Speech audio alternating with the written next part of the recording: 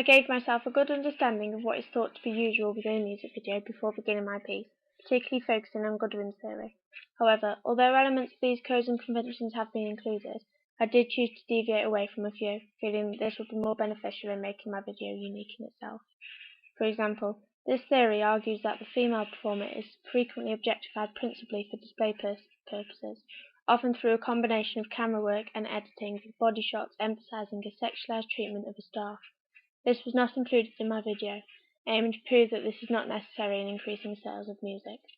I felt that in doing this, it would also mask the true feelings of the character, wanting the audience to connect with her emotion much more than her appearance, ensuring a relationship between the lyrics and music, which is also considered typical of a music video. I also chose to challenge the idea of lots of close-ups in relation to the band members themselves. Although minor examples of this can be seen, using a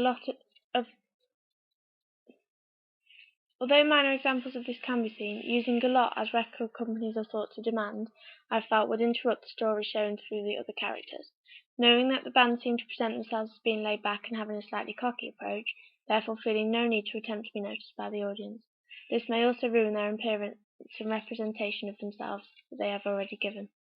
The reason I have chosen to include this slightly is to ensure that they are given some publicity in the video, acknowledging the audience that it is them who created the music, knowing that the purpose of this video is one of a promotional device. However, although many close-ups of the band members are not evident, I did use the idea of close-ups in much the same way, but with helping with the plot of the video's story. Knowing that they bring attention to exactly what you want the audience to see, I chose to make use of them through my piece, particularly in aim of showing the appearance of the boy within the film.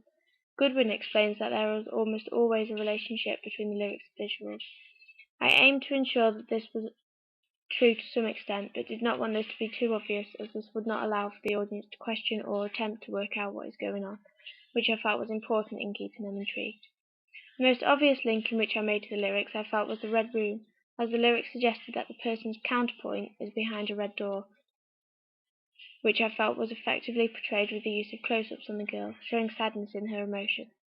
Using these extreme close-ups in such a way allowed for me to make the background colour obvious and to almost merge the character in this into one, showing them to be close together.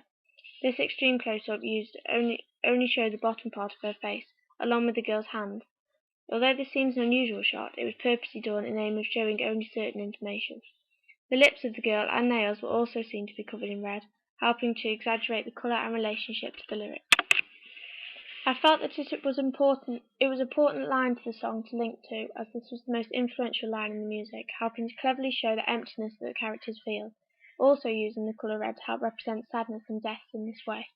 Although examples of this will be to relate near to the end of the video, where a door is seen to close as the lyrics sound locked behind the door, this is shown twice in the video, once in slow motion and the other sped up. This could be said to help show the imbalance of emotions that the girl is feeling, along with distorting the audience in such a way, creating a somewhat giddy and nervous approach, relating well to the feelings of the girl's stomach. The main character is also seen running outside in some places, creating a link between these visuals and the words "run through streets and empty corridors."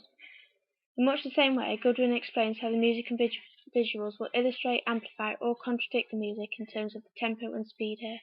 For instance, a fast-paced song should have a fast-cutting rate, and a slower song should have the opposite.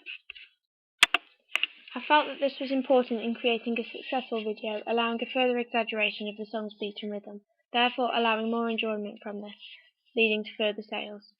The song I chose to complete my music video to has a very fast rhythm throughout, creating my decision to use a lot of fast cutting in terms of my editing.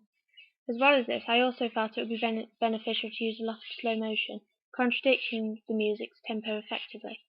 This also helped break down and calm the video as a whole, making it look more efficient and easier to grasp. In using these conventions of a music video, I was able to reflect the sound of the song and the effect it has on the listener, falling away from the theory here. Another convention of a music video is thought to be in relation to performance. The belief here is that the characters or artists seen within the music videos will often dance or perform to the music, again helping to exaggerate and reflect the sound of the music as mentioned above.